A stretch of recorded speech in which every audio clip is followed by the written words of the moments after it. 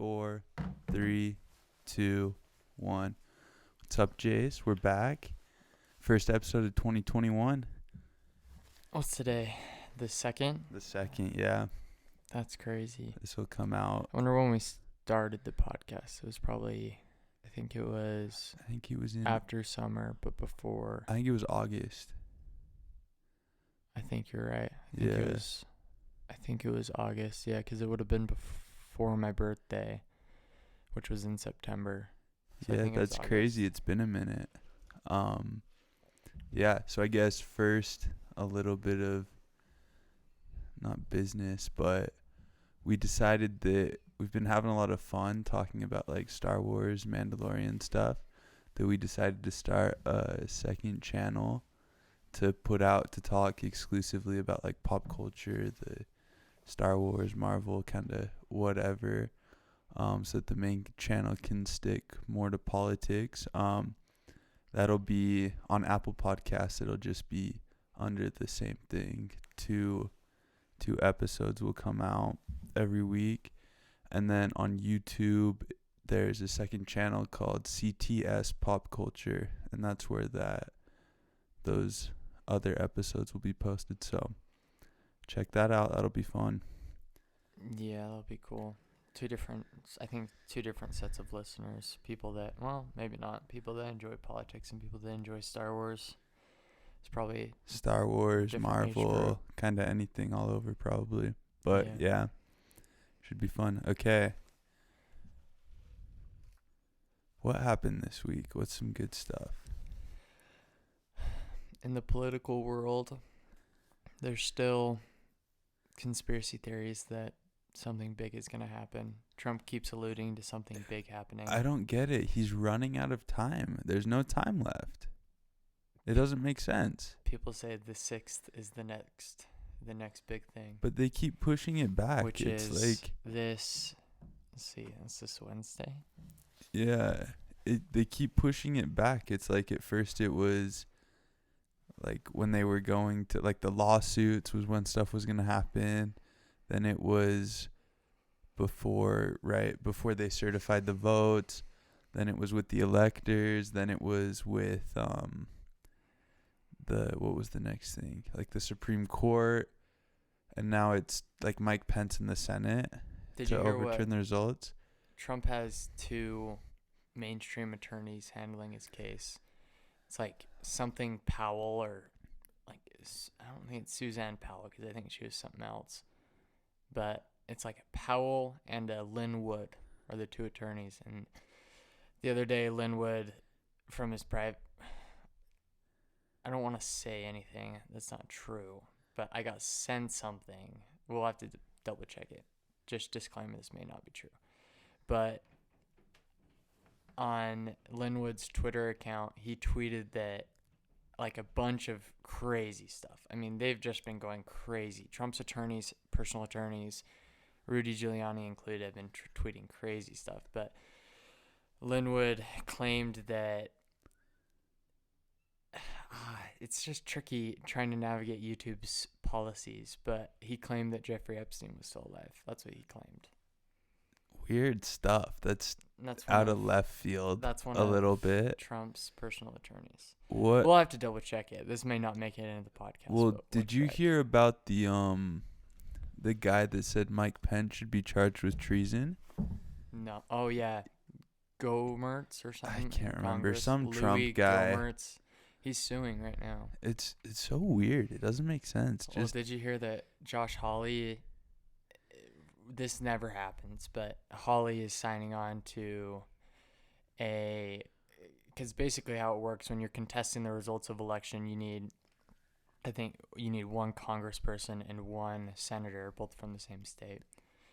And Hawley is signed on to contest the results of the election. And he's a senator from, I want to say Missouri, something with an M. But it'll go to a general vote in the House. Which is dumb. You're not going to win it. It's like it's kind of like the impeachment thing. It's like the Democrats knew they weren't going to get him indicted. Like Trump wasn't going to get indicted. Yeah, it's a show. It's weird that, yeah, it doesn't make sense to me that you'd even push that one. Literally everything is showing. No, I think the weird thing is Trump's not going to stay in office. So why defend him anymore? That's what I don't understand. Is like, are there really that many Trump supporters out there? So I And think yeah, you have to differentiate Trump supporters from Republicans, because there are Republicans that are Trump supporters, but there's also a lot of Republicans that aren't. So I think it's kind of a losing battle to defend a leaving president. I mean, if they want to. I mean, if there's political I value to I it, but I think just don't a know if lot there of is. it is probably you've spent the last 4 years building up this culture of we're winners. We always win. Like we're gonna win, and then you lose, and you can't back down from that, right? Like they've left themselves no option to just concede. Trump could never concede quietly after the last 4 years of rhetoric that he's been spewing about how he's a winner. He's a proven winner. The only way it's cheating if he loses. So my prediction, and it's kind of always been my prediction, is that the we'll get to inauguration. Joe Biden will come into office, and then Trump and the Trump Republicans will kind of quiet down after that. My thing is, Trump could have been a credible if he had any ounce of credibility, he could have come out and gave a powerful speech and said, "Here's what I believe about the voting that took place in this election." But he has zero credibility. Like I mean, I hate to admit it, but one thing the media gets right is talking about Trump's lies, because he lies a lot. He lies about everything. I mean, a lot of what he says is completely misleading, and it's true. Like, I don't understand. He has nowhere and no one to fall back on the claim that there was mass voter fraud, because he's lied for the past 4 years. It's weird that so many people are so many like Giuliani, like high up people are backing that claim and acting like they have evidence of that claim, because it's the weird, it's like a little kid saying, "Oh, I've got like I don't know, like some cool toy, but I can't show you. I can't show you. It's a secret." And then they're like, "But I have it." And you're like, "Well, no, show me. Like, if you have it, show me." Like, "Oh, well, I have it. I can't show you, though." It just doesn't make any sense. One thing that they've liked to fall on for as far as evidence goes is these certified affidavits, like signed affidavits of people that believe they witnessed voter fraud.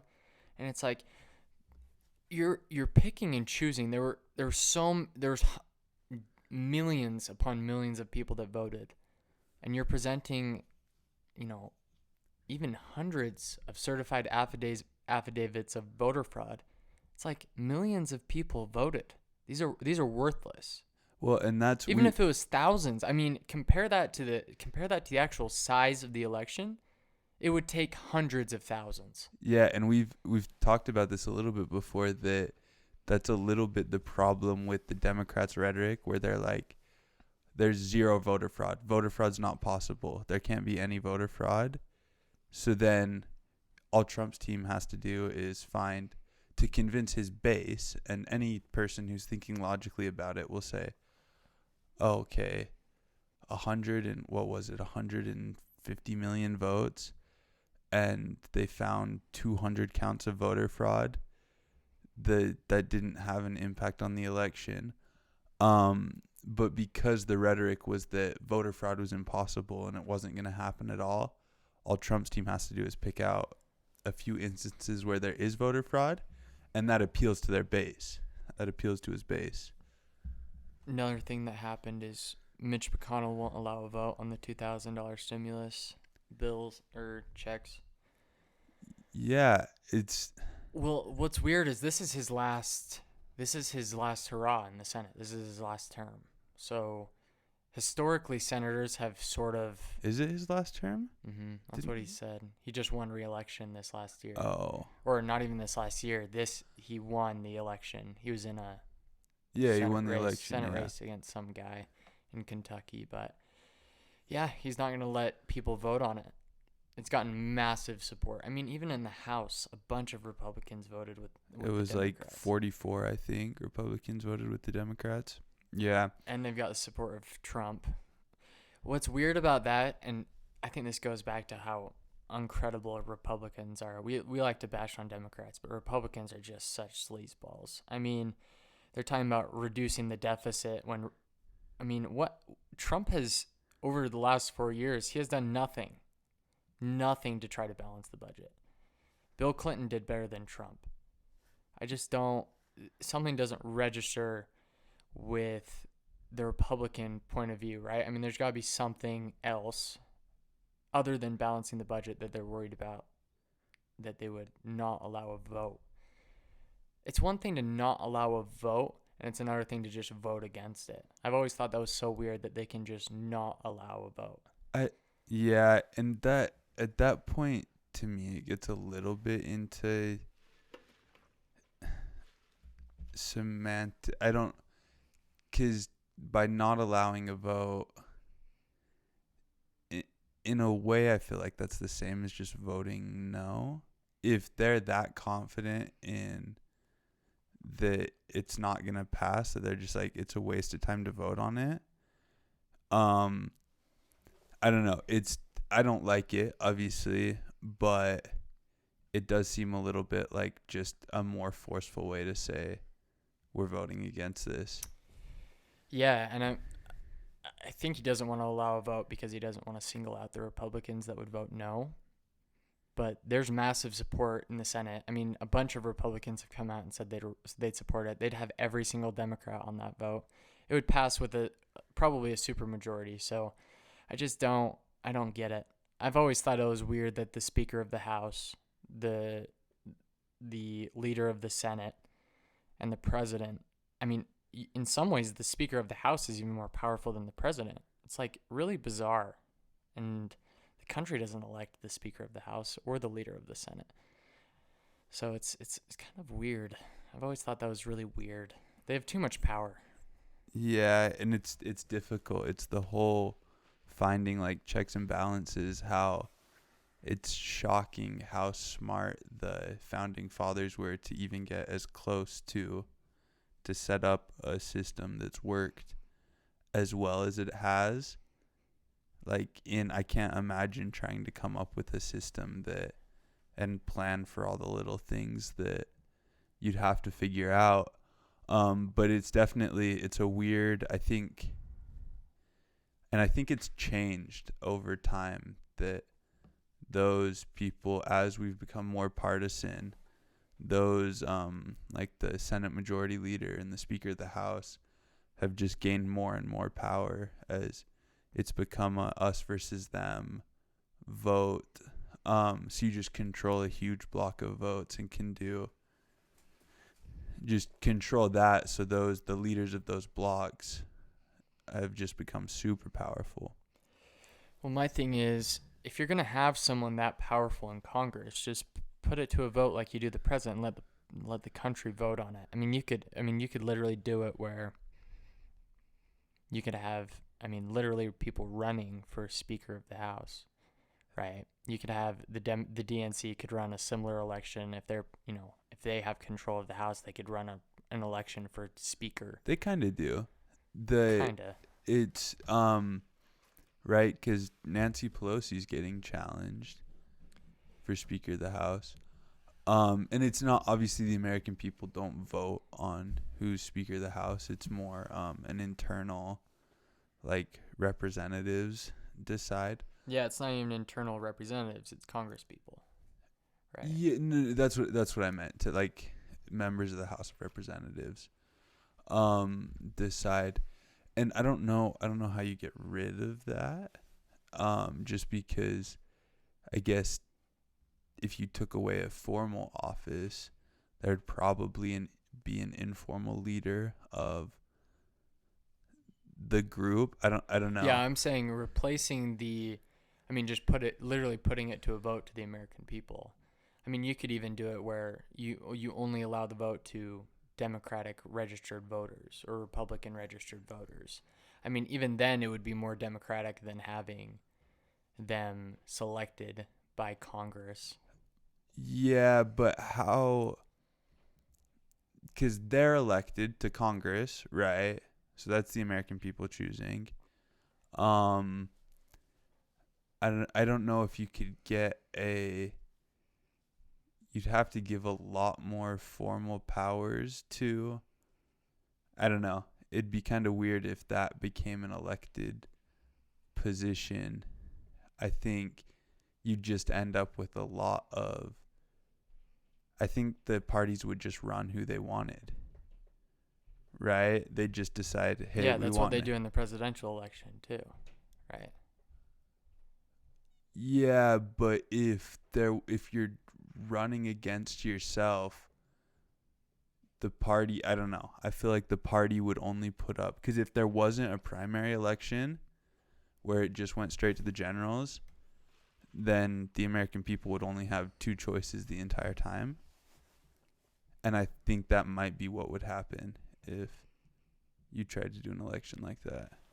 I think I think allowing my thing is either reducing the power of the Speaker of the House and the Senate Majority Leader to the point where they cannot block a vote, just single-handedly block a vote, even though there is massive support from the two other branches of government.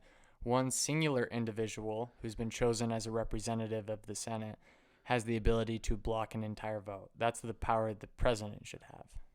I think though the power of the House of Representatives and the Senate Majority Leader is more about controlling that block of votes, right? Controlling their party's votes than it is any like written out powers that they're given in the Constitution. And I think there's some of those, and you can look at those. But I think the it's their power more comes from the fact that they control that voting block.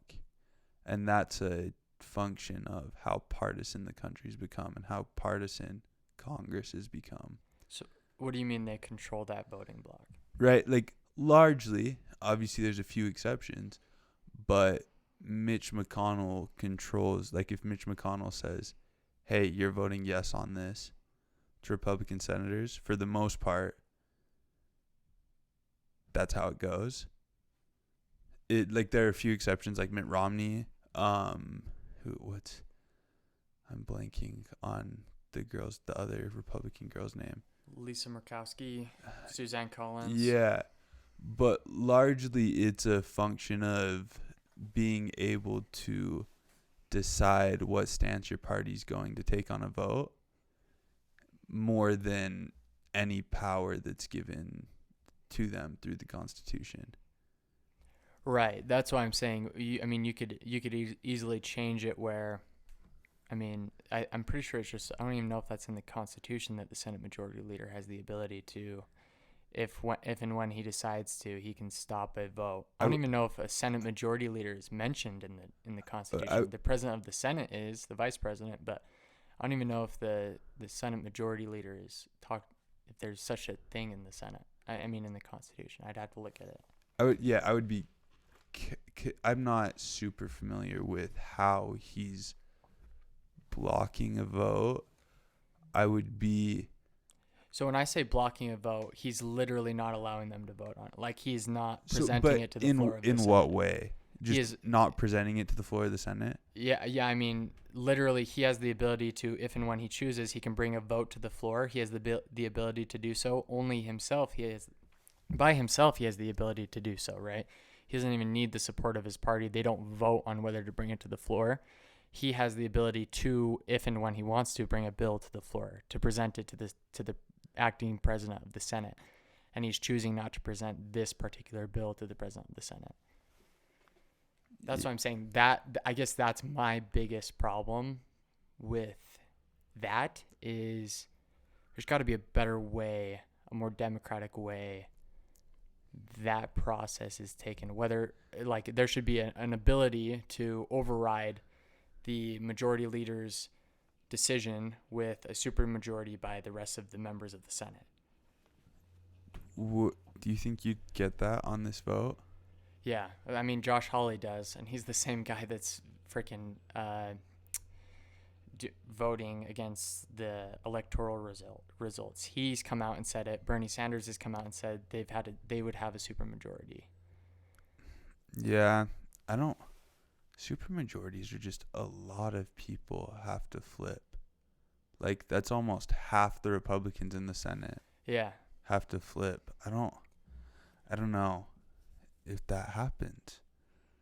I mean, they can't. I mean, it doesn't matter if they can or can't because it's not going to be presented to the floor. But Yeah, that's kind of crazy. What about the 180-day countdown on releasing the info about aliens?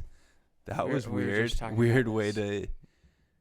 to send off 2020 to announce that you're going to release info about aliens. It won't happen. I am almost 100% sure. Why would they announce it though? That's weird. Yeah, I mean, it's in the bill, but there's a lot of garbage in that bill. It's so hard to make out. And, I mean, they could literally present a bunch of documents and just redact almost everything. That's true, but it's such an odd thing to include. It makes me think that there's probably either nothing there, and so they're like, okay, we can release it, or something important there. But I don't know. It's so weird. I was dying when I saw some news article about it, or you might have sent it to me, that said that. I was like, what on earth? Why? For one, why is this in the like coronavirus relief bill? And two, are we gonna find out about aliens halfway through next year? It's a weird thought. I don't know. I don't know if you've read that bill at all, but I've only seen like bits and pieces of the worst parts of the bill. But there's stuff in there that is just mind-blowingly, like ridiculous. Like, and I'm not even talking about. There's like budget. There's stuff. One thing people like to point out is $10 million going to Pakistani gender studies. Set that aside. They did that in the last bill too, but there's just random pages of just quotes from books and like whole pages of just like blocks of just book writings or quotes or historical readings and all sorts of crazy stuff in this 1,100 page bill. I mean, it's literally word fillers so that Congress people don't have time to read it. Well, yeah, so AOC tweeted something out and she was like, so we got this bill 3 hours before the vote and it's 5,000 pages long. There's no 5,000 pages long. I wonder how much easier it would be if, and it has to be that they're giving themselves a way to vote either for or against it, to give them other reasons to get away from the main issue of giving relief to Americans, because it just doesn't make sense. Like, what we should be voting on 600, 2,000, whatever the number is, dollars for Americans, not there was like some copyright clause, like something about copyright infringement, the alien thing, money going to Pakistan, just a bunch of filler that really doesn't matter right now. Yeah, it doesn't make sense why we don't just focus on the issue at hand.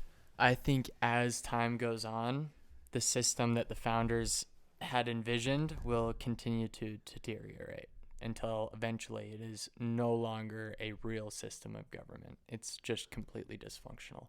Because, I mean, if you look over the past few hundred years, it's continued to become more dysfunctional, the branches of Congress. And as they've been continued to become more dysfunctional, more power has gone to the president. Right? I mean, you look at the past I said past few hundred years. The country hasn't even been around that long, but certainly over the past 100 years, the president has become more powerful. Congress has become more dysfunctional, and the American people as a whole trust the president more than they do Congress, which is a scary thought. Is that just because the president's more visible? I don't know. I think the I think that's part of it. I think that people see stuff that Congress does, like the impeachment stunt, or how they'll soon see Republicans trying to uncertify the results of an election that the people decided. I think they see stunts like that the president really typically can't really do stuff like that without massive public backlash. I mean, you've seen Trump. He's gotten massive public backlash pulling stunts like that. I think people see stunts like that and they don't go unrecognized. So, how do you change that? Is it a fundamental problem with the system that was put in place, or a problem with the changes that have been made to the system since it was put in place? I think how the founders had originally envisioned the branches working was probably correct. I think they probably got it mostly right. I think where the country as a whole has, because the thing is, when you look at the system they created, it's like you either follow it 100% and it works great, or you follow bits and pieces and it doesn't work great at all. I think we're continuing to follow bits and pieces. Like the system is continuing to deteriorate over time where, I mean, someone once famously said, if you see people protesting at the gates of the Supreme Court, the system's not working, right? I think people are just becoming more distrust. They're just starting to distrust government more. And I think even more than that, I think that government is continuing to prove that it's not helping the American people, right? I mean, you look at this coronavirus stuff. What a joke. I mean, the whole thing has been nothing but a joke. The entire package, all almost $3 trillion of it, has been almost a complete joke. They gave unemployment benefits of $500 or $600 a month to those that claimed unemployment. I think that was a week. The American people, what? I think it was $500 or $600 a week. That's what it was, yeah. Yeah. They gave everyday Americans that made under, I think it was like $120,000 a year, they got $1,200 and then $600. I mean, in other countries, take England for example, it's 80% of your pay, and you don't go to work. You just get locked down. So I think, I mean, look at this bill. Look at this bill. I mean, it is, I think, an accumulation of everything that is wrong and corrupt with Congress right now. This bill makes Congress look terrible. Truly. Yeah. And the president said he wanted to veto it, and I don't blame him, because it is just an utter joke. And this is what I'm saying. This goes back to what I'm saying. Like, this bill is a perfect summation of how Congress has acted in 2020, right? I mean, you had impeachment. That was 2019, I think. But you had the inability to pass any effective measures to combat the coronavirus. You had the president's inability to heed the warnings of experts about coronavirus. And then you had this bill. $10 million to Pakistani gender studies. You have random page fillers of words and meaningless words and books. And I mean, like you said, now we are getting alien information released. People don't care. Like, people just want, a lot of people are being evicted. I mean, for the longest time, there's going to be not an extension of the eviction moratorium. It's just a joke. It's just a complete joke. Yeah, it's because one of the things that makes the system we have so special is that balance of powers between the branches of government. But it does seem at times that if the powers weren't so balanced, you could respond better to like a pandemic or an emergency. Right. And sorry to interrupt. I don't want us to become like China, right? Where it's effective action quickly and decisively, because they have one authoritarian leader. I mean, things get done instantly if he wants it to. I've seen people pointing to China and saying this is how we should have acted. That's such a dangerous thing to say. To go back to your original question of, is the system sort of, I can't remember exactly what you asked, but you asked something along the lines of like, was the system created a good thing and then it's just gotten worse? I think the system worked for a long time because there was, like you said, there's a balance of power. People were generally treated well in the workplace. There was, for the most part, a thriving middle class for a long periods of time. I think as things have gotten more economically imbalanced, there's been a decline in the middle class for the last few decades, if not longer. I think people really need more effective government action that hasn't been given to them, right? I mean, you saw how quickly and decisively FDR acted. And I hate to point to FDR because liberals always point to FDR as the savior of the world, but he wasn't. But he did take a lot of measures that I think really helped the country through a hard time. And we haven't seen that now. And I think FDR is a good example of, I don't want to say how our system should work because I don't want the president becoming too powerful. But I think he's a good example of how our country should work. The branches of government need to get along better, and it goes back to what you said of this divisive politics, because that's a big part of it too. I mean, all of these factors, you look at the economy, you look at a declining middle class, you look at divisive politics, you look at a ridiculous media, you take in the influence of social media that further divides the country. You take in all those factors, I think that is what is behind the decline in government trust public trust for the branches of Congress. I think it's behind Congress's inability to get anything done. I think it's behind the corruption we see in Congress because there's mass corruption. I think it's a lot of these things, and I think that's what's causing a lot of the problems that we're seeing today. So you'd say that it's just inevitable societal decay, that over time it just, as a system gets further away from its kind of original purest form, that you either have to adapt the system or go back to the original system to prevent what's happened?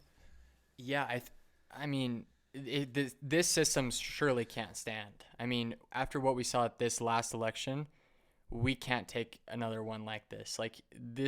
Our system, our way of governance will not last through another Trump.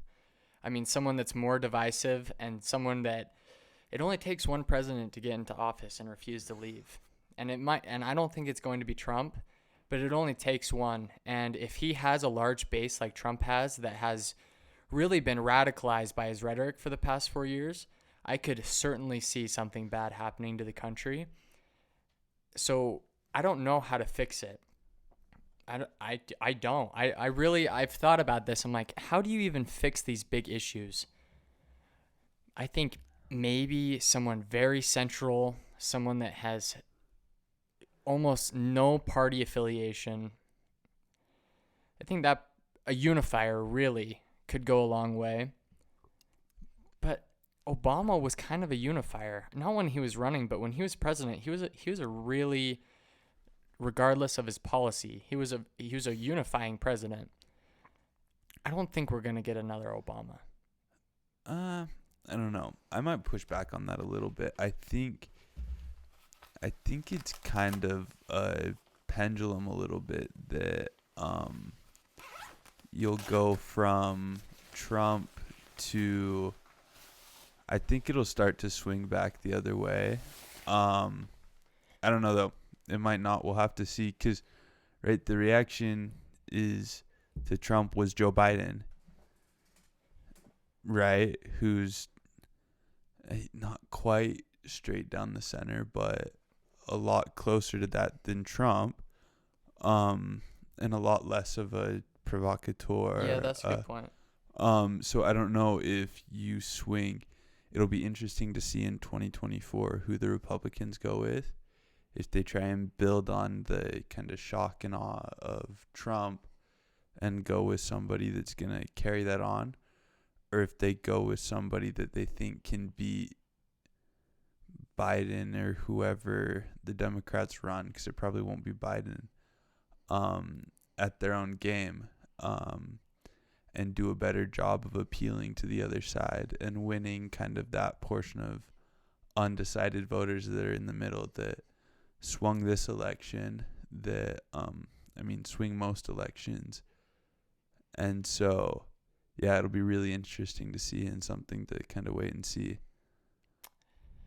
I think, I mean, I certainly can't remember when the followers of a politician have become this enthused. I mean, look at some of these Trump supporters, I think really would quite literally die for the man. I don't know if that many people would die for Mitt Romney. That's not saying anything bad about Mitt Romney. I'm just saying Trump's rhetoric has certainly appealed to certain people that have used said rhetoric to, I hate to use the word radicalize because it has such a bad connotation. The media has given it such bad connotation. So you can't even talk about these things because I always find myself sounding like CNN. But I mean, there's a bit of truth in that. I mean, Trump supporters are unlike other presidential supporters. Some of them. I shouldn't say all of them, but quite a few Trump supporters are unlike the supporters of any president we've seen in the past. I agree with that. I do think there's a little bit of recency bias. I always see those like there'll be like TikToks and they're like you're losing your mind when you have like a hat, like you're supporting a president like you'd support a sports team, and then people will respond, and it's like there was a lot of stuff like that for Obama too. Yeah, for sure. And so it's a weird, it's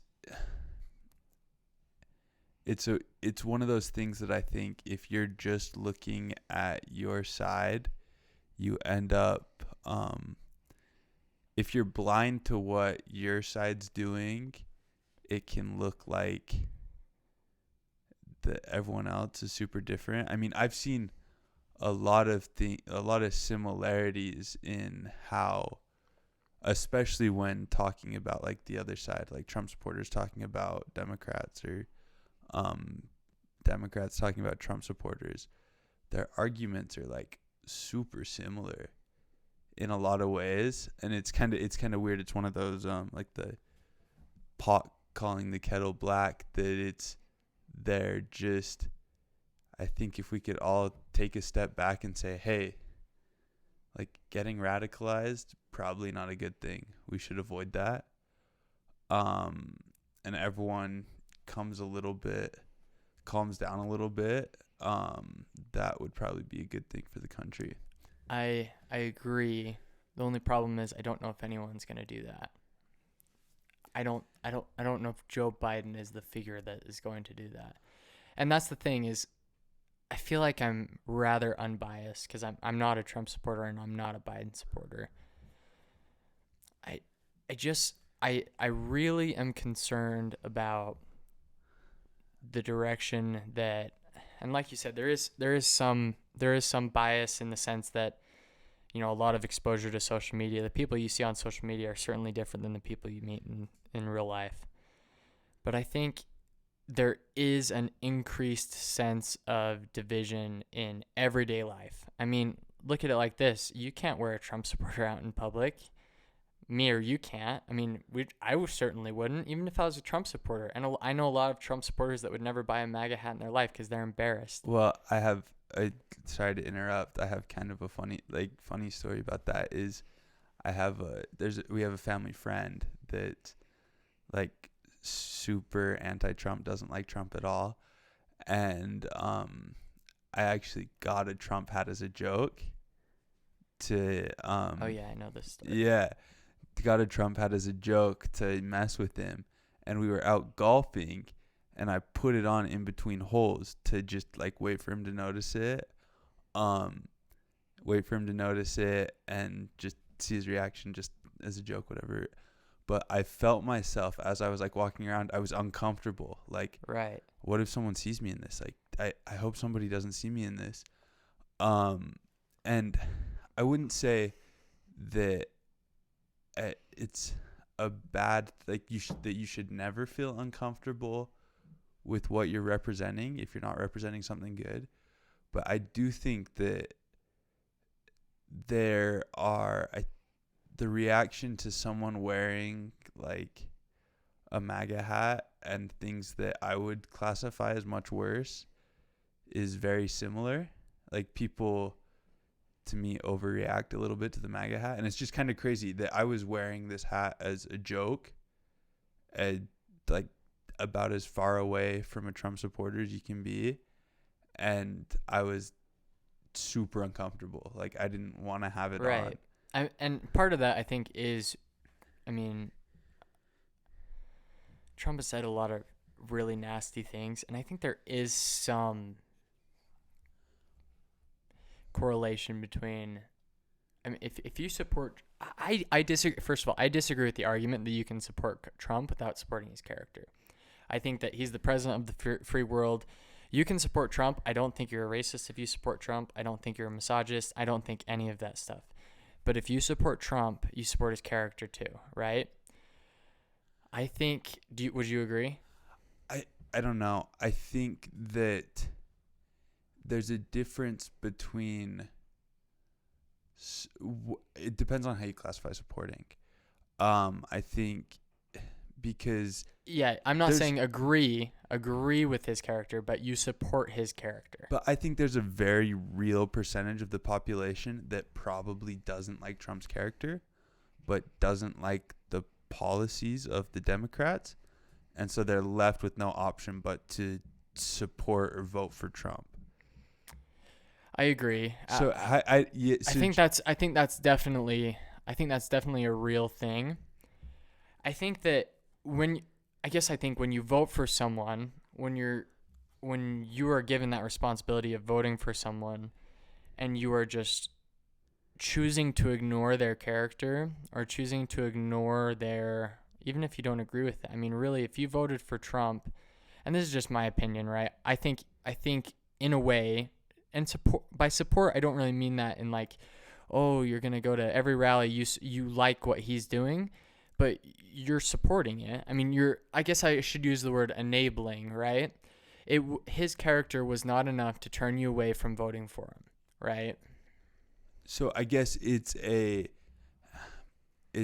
ordering of priorities. I think to a lot of people, policy probably takes precedent over him saying like crass things, which I don't, and that's your decision, but I don't know I don't think that's an incorrect,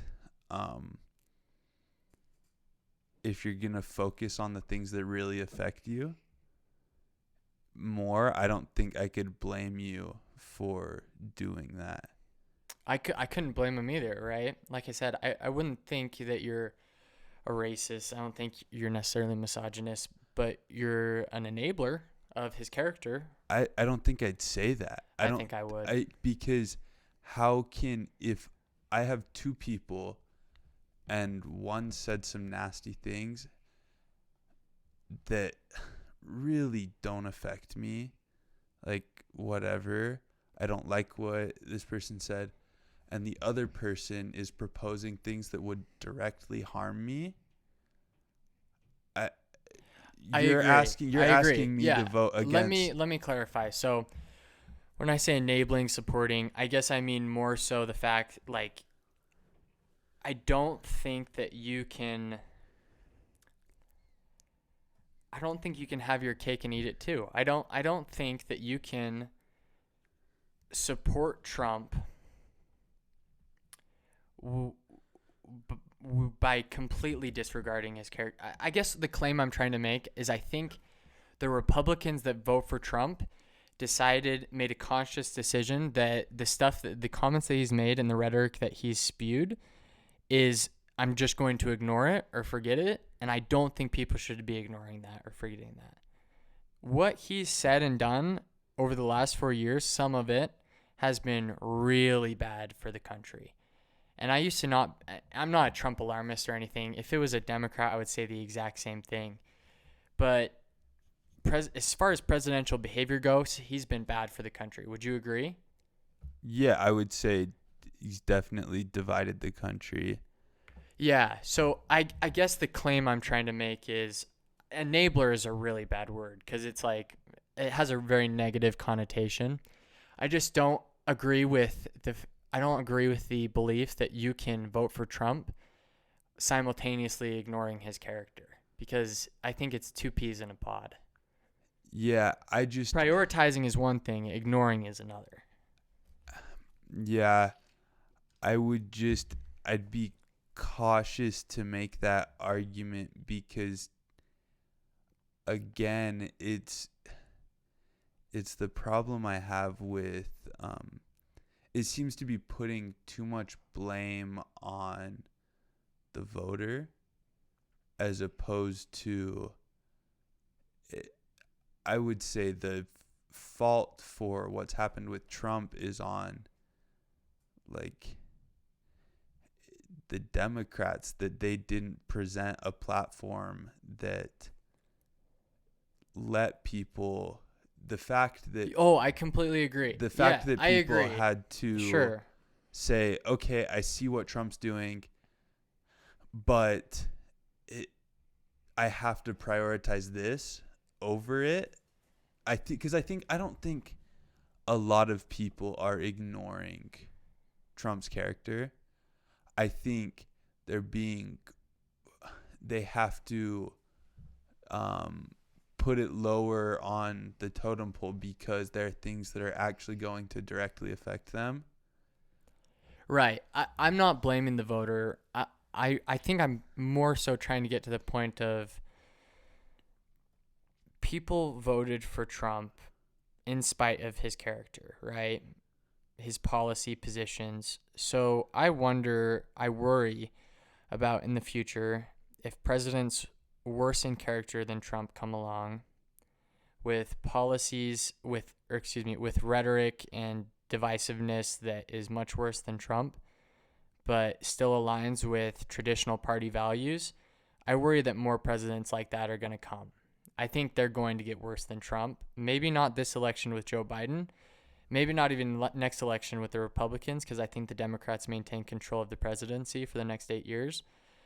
But it's certainly going to happen. Trump touched on when he ran, he really nailed down some major problems that the country was having in lower socioeconomic white cultures, neighborhoods.